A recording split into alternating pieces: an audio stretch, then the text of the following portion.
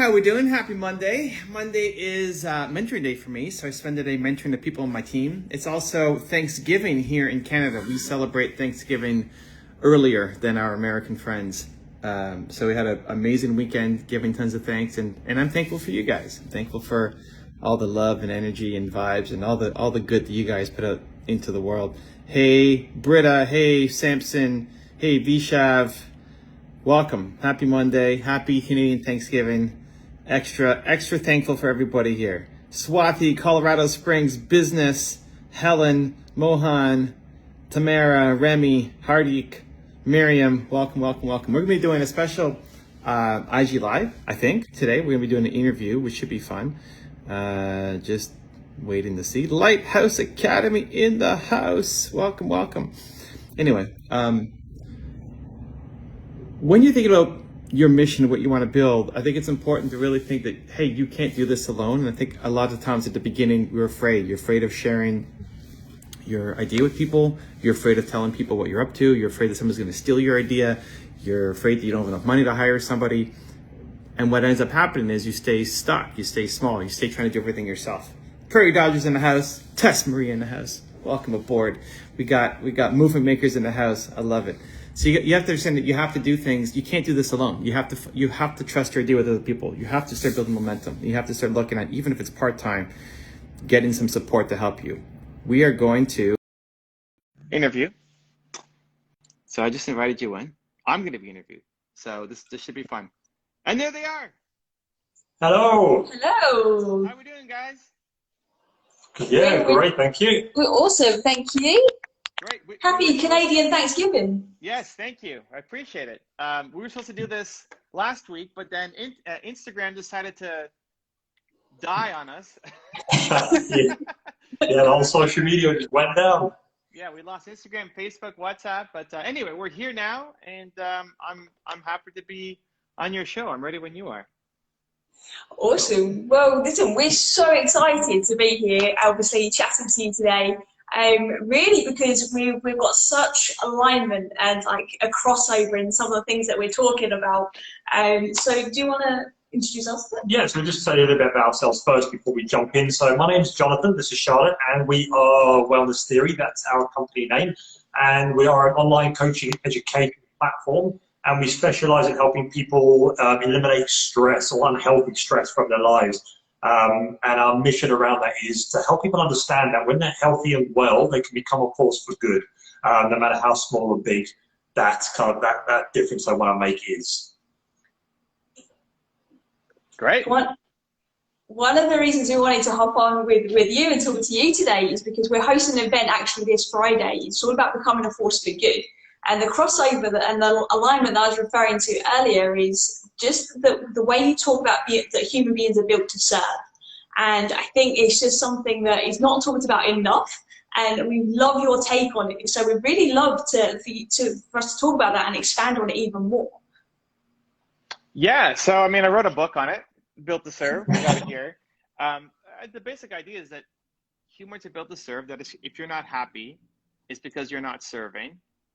And some people are built to serve the world. You know, me, you guys, a lot of people that are watching. You have a big message, a big mission. You want to have a ripple effect out into the world. You want to leave the world a better place than how you found it. You know, we've got these big goals and ambitions as entrepreneurs, which is great. We want to serve a lot of people. But other people, like my wife, just want to serve the 25 closest people to us. And you may not have some giant mission, and that's okay. But you still want to serve. It's just more tightly integrated. You want to serve the closest people to you. And I think just recognizing that is important, that everybody wants to wake up and feel like today is going to matter to somebody, right? Not just to ourselves, but we're going to have some kind of impact on somebody's life somewhere. Again, either the world or just one person. And if you woke up and felt like, I mean, talk about wellness, you wake up, if you feel like today matters, and you're going to make something today that's going to mean something, that's going to put you in a much better mood. That's going to give you a lot more positivity and energy and courage to go do the thing. And if you woke up and felt like today doesn't matter and nobody cares, and just it doesn't matter if you show up or not, if that is your pattern every day, that's the path down. That's the path to depression and suicide and anti-wellness. And so, yeah, I think it's just first understanding that you are built to serve, and if you're not happy, it's because you're not serving. And then we can dive into, if you want, like how to actually serve. But that's the foundation of the theory, at least. Love it, absolutely love it. It's something we talk about all the time, especially like you said, it's like having that purpose, it energizes us. If it really is actually purpose that we're looking to fulfill. And I especially love what you just said there about some people want to serve one person, their immediate family, some people want to serve a community, some people want to serve the world. And like you quite rightly said, it doesn't matter. It's all about actually just coming into true alignment as an individual, taking care of yourself so you can then take care of others. So curious to know, like, because obviously believe is your thing, right? That's your jam, that's your value, that's everything that you stand for essentially. Why is like believe so important, and like what's the connection with being built to serve? So I think lack of belief is the world's #1 problem. You know, I think we could, whatever problem you think is the biggest problem, you know, cancer. I think the woman who solves cancer should have already figured it out, but she's a manager at an accounting firm hating her life because she never believed in herself enough to go becoming an entrepreneur and figure this stuff out. And so the old saying, whether you believe you can or you can't, you're right. I think it's really true. And I think this is a big challenge for a lot of entrepreneurs is we have these moments where we feel bold and powerful and courageous. And I'm sure people showing up to your event are going to get a nice hit of that. But then it's the consistency in following through, because when you're around all these amazing people, you feel so great, but then you fall back to your home environment and it's not so great. And all of the great ideas that you came up with, you don't feel like you can do them anymore. And we find all these reasons why we can't win and why someone like us can't do that thing. And so we don't. And so I love events that take you to a new spot, a new place, a new level of belief.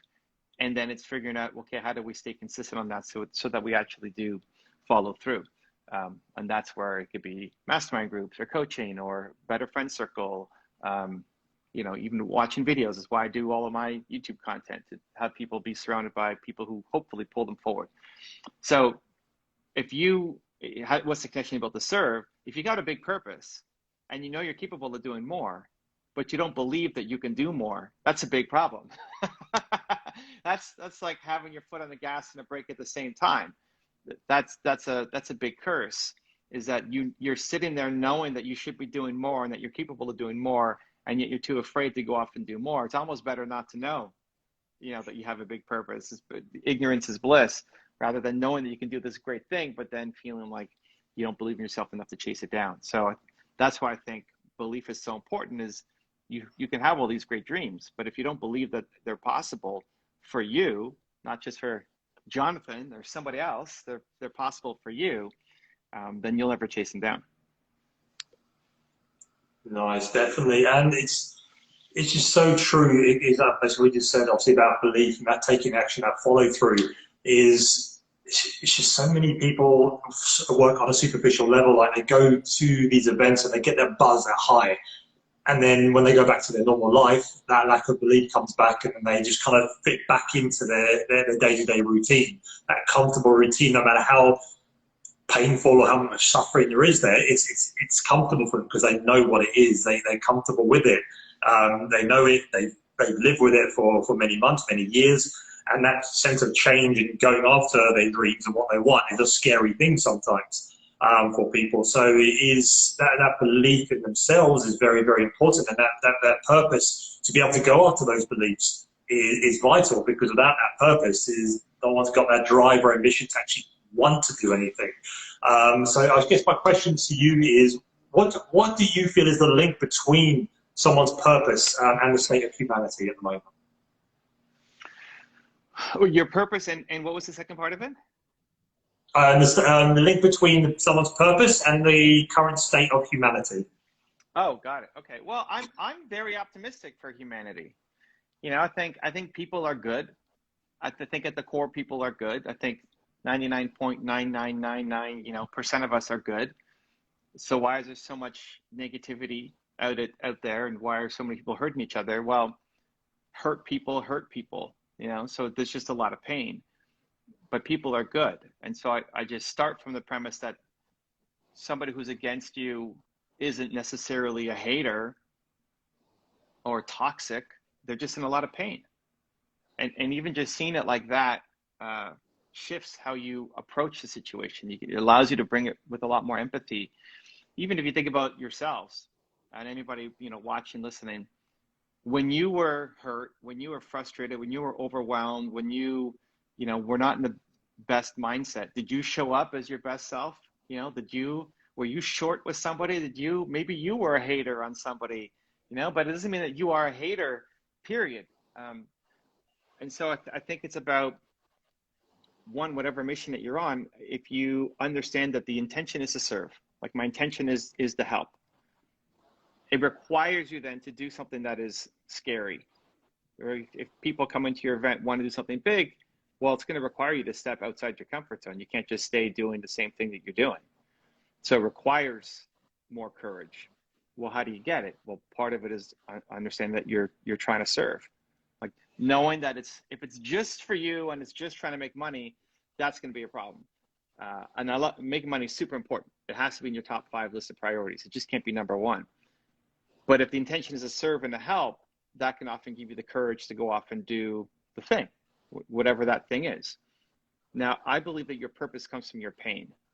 So whatever you struggled the most with in life as a human is the thing that you want to help other people through.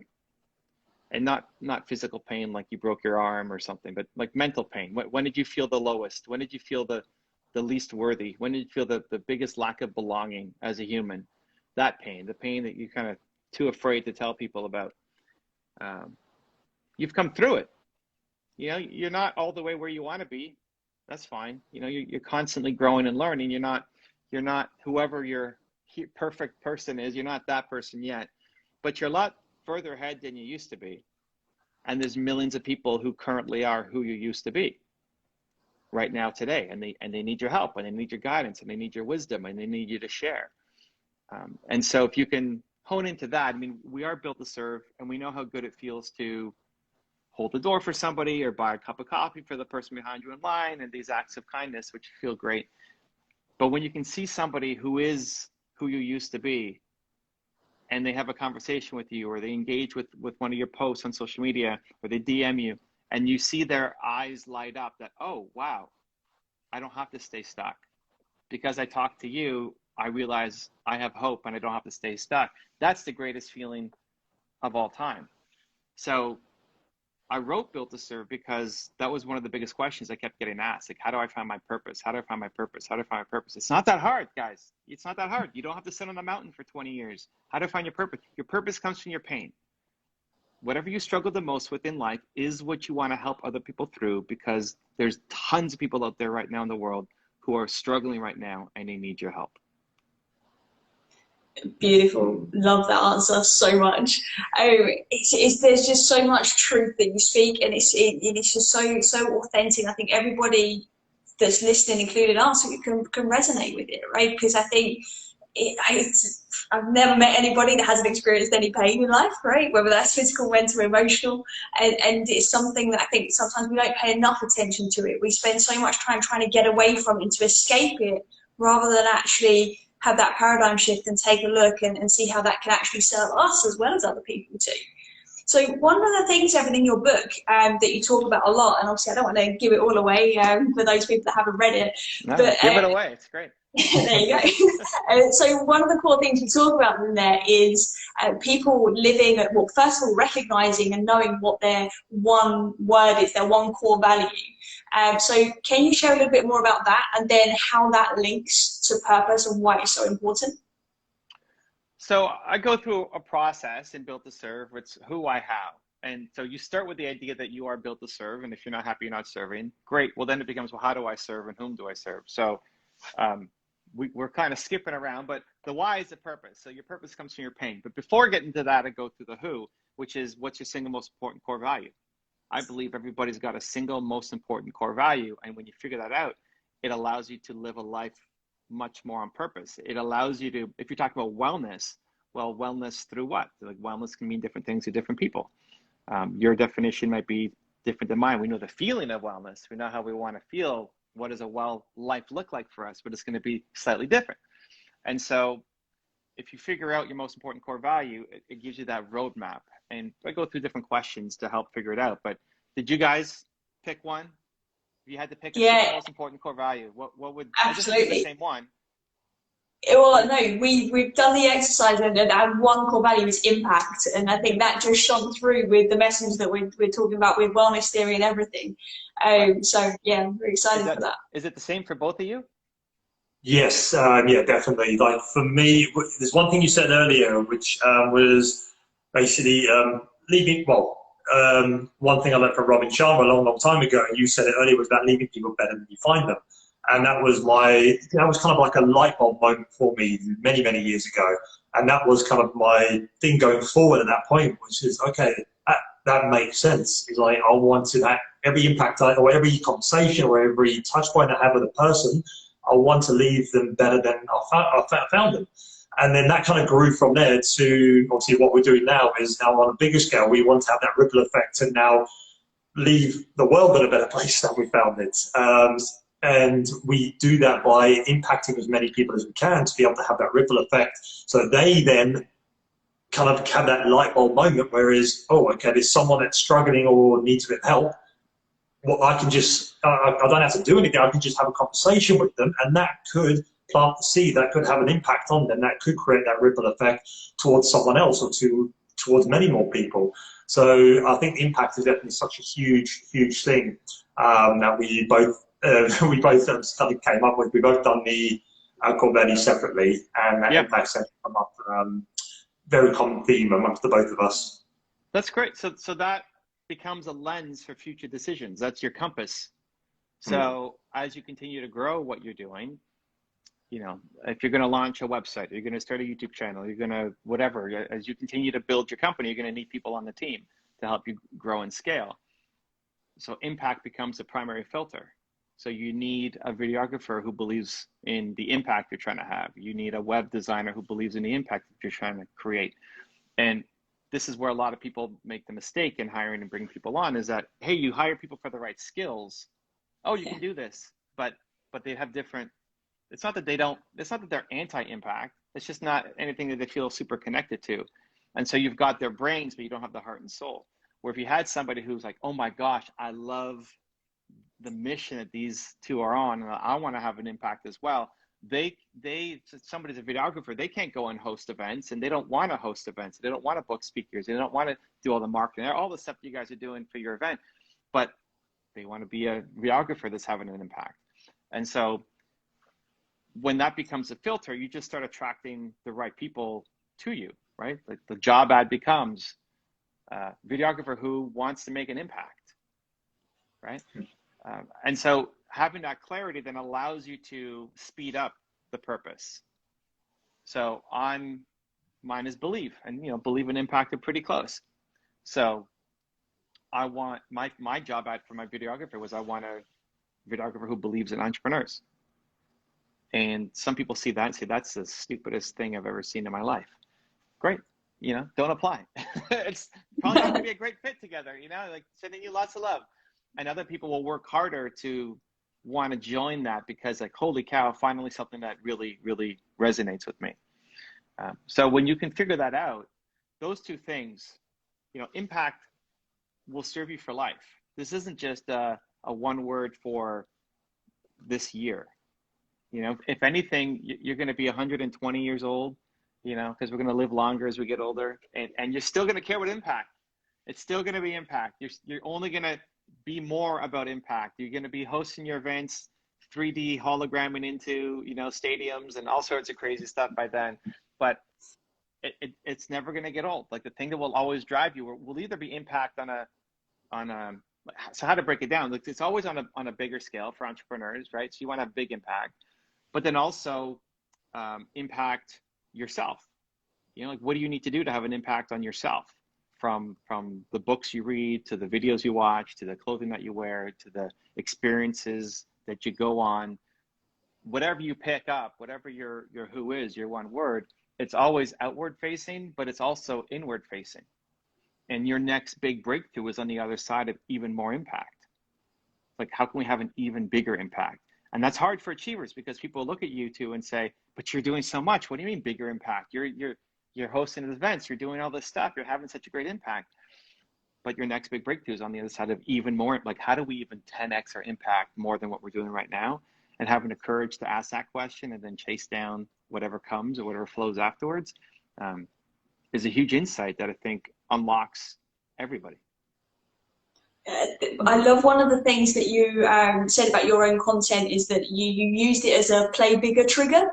And I love that so much, because that really informs what you've just said there, is about thinking bigger, playing bigger. What is that thing that gets you into that state that can create that picture? And I think since we've done that, both personally and professionally, that's when we have felt the true consequences of the impact. And like you said, that's a feeling that you just, we haven't found that we can top, so there's again so much truth in what you're saying. I'm curious to know though, for anybody that is watching this that maybe is struggling to keep their core value as the key lens that they're looking through, what would you say to them? Because as much as it's inbuilt within us, sometimes stress, overwhelm, anxiety, depression, things like that can almost fog the lens. What would you say to somebody that might be struggling to keep that consistent?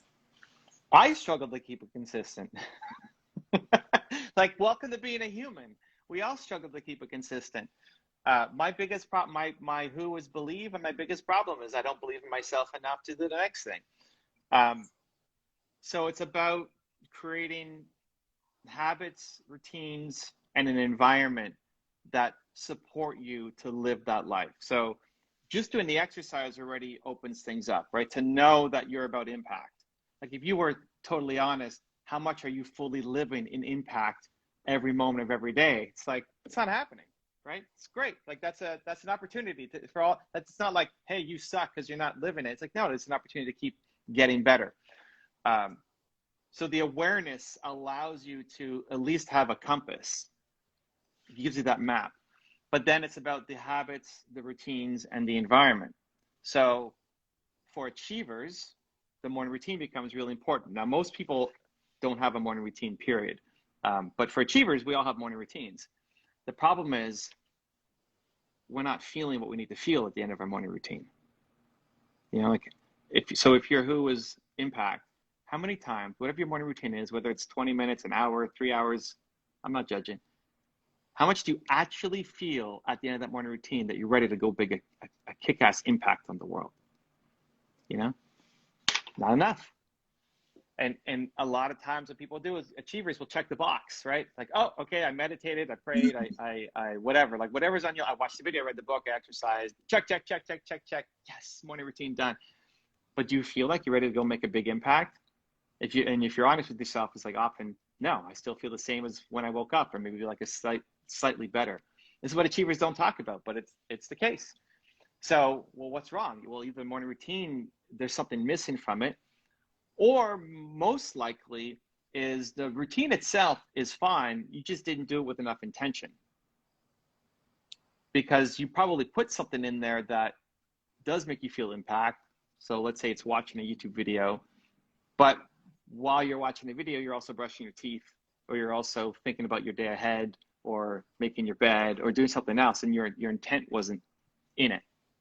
And so you can check the box to say, hey, I did it, but you don't get the feeling of impact or believe or whatever your thing is. And so that's a big deal, because if you woke up and every day for the next year actually felt, holy cow, I can have a kick-ass impact on the world, your life is totally different 1 year from today than where you are right now. Most of the world just needs to have any kind of morning routine. Like, stop waking up like an accident, pulling out your phone and responding to other people's emergencies. But the people who are coming to your event and watching likely already have that routine and just need the tweaks and changes to it. And the biggest thing is just intention. The background on my cell phone says, remember your intention, because I'll forget. And I teach this stuff and I forget. We all forget, because you get locked into living your life and the calendar and everything else. So I'll forget. So the morning routine becomes super important. And then the rest of your habits in your calendar also really matter. So what are your goals? What do you want to accomplish? What are you working towards? What is, you know, if you were to map out what does impact look like? Great. Now it's, okay, what are we doing in our calendar to actually make sure that that happens? Because a lot of entrepreneurs are great dreamers, but then they don't actually put it into their calendar. So it never actually starts to happen. I remember going and taking my team to a Tony Robbins event. And this would be great for you guys because you're putting on your event. And one of the guys who I took with me got all excited. Like at the end of day 3, it was a 4-day event. End of day 3, he's like going crazy. He's on, you know, another planet with just excitement and energy. I'm going to do this. I'm going to do this. I'm going to do this. Like, okay, great. And then I'm like, can you be quiet? I'm working here. He's like, what are you doing? Why are you not excited? Like, I was like, I am excited. So then what are you doing? I'm working on my calendar so that when I go home, I can keep this, right? Because I think the decisions that you make when you're feeling bold, energized, powerful are the right ones for you. You know, people come into your event and they have a bunch of breakthroughs. They decide something. That's actually I believe those are the right decisions for them. And then you fall back down. So while you're feeling that excitement and boldness and courage, you change your calendar to fit. So when my friend was jumping up and down on the street, all spazzy, I was in my calendar saying, okay, well, here's what has to change so that this becomes a habit more than just this one-off event. I love it. Absolutely love it. Like a couple of things that you've said there, like I really want to emphasize is something that I know for sure is something we say all the time, and it's so reassuring for our community when they hear people say it, is that you're human. Like we're all human at the end of the day. Nobody is perfect. Like you said, not everybody's consistent. Nobody has the perfect morning routine, and it is a case of just getting ourselves back on track. And the more it is in the calendar, the easier that is.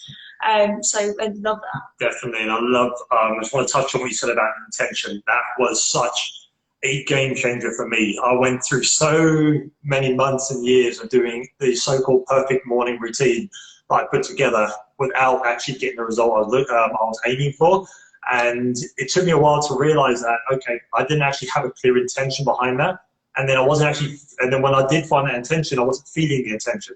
And that's when I started to realize I had to connect the both. I had to know my intention inside and out, and I had to feel my intention. I had to have that excitement, that high vibrating emotions connected to my intention. That's when things start to change. That's when I started to manifest the life I'm living now. Is because my morning routine then started to give me the result.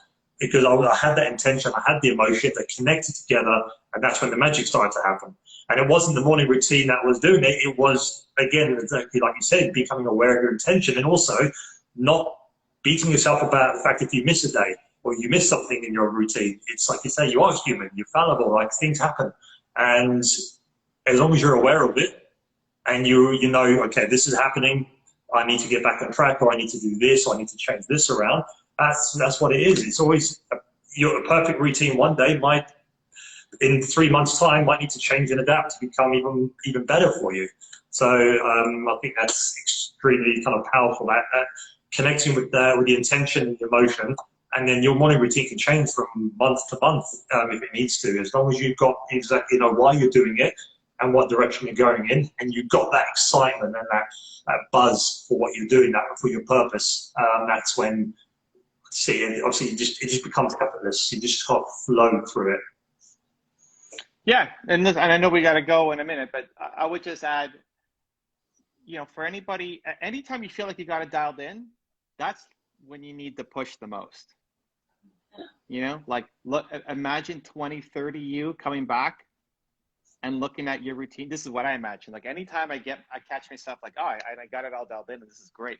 Like 2030 Evan comes to me and says, you think you got it dialed in, man? Like this is nothing. You're so blind to what you could be doing that then it's okay.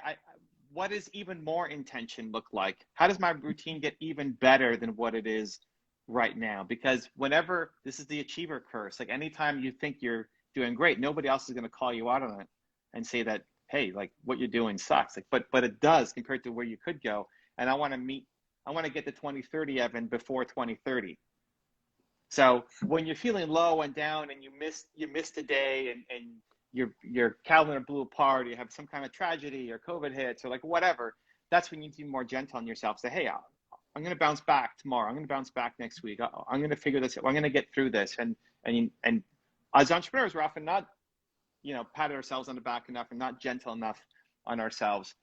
But then the moments when you're feeling great, that's when you need the biggest push of all. Like when you think it's dialed in, it's like, it's nowhere close. It's nowhere close. That's what I would tell myself. Like, dude, it's nowhere close. Think you got dialed in. You're just, this is a baby calendar right now. There's nothing great what you could do. Let's go. Cool, guys. Well, thank you for the fun. It was great getting to know you, and best of luck with the event. And I love all the questions and hope it does really well. I'm excited for you guys. Thank you. Thank you for having us on, and thank you for doing what you do, inspiring the world. I love it. Take care, guys. We'll see you soon. Take care. Thank you. See you. Bye. Much love.